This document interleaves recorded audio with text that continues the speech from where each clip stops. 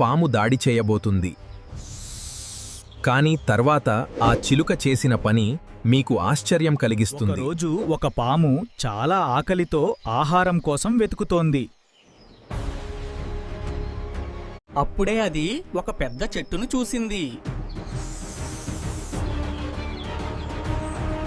ఏదైనా దొరుకుతుందేమో అనుకుని పాము చెట్టుపైకి ఎక్కడం ప్రారంభించింది. చెట్టుపై చిన్న పిల్లలు ఉన్న గూడు పాము కనిపించింది. వాటి దగ్గరకు చేరబోతుండగా ప్రమాదం దగ్గరపడింది. దగ్గరలో ఉన్న తెలివైన పిట్ట ఇది గమనించింది. అది గద్దలాగా గట్టిగా కేకలు వేయడం ప్రారంభించింది.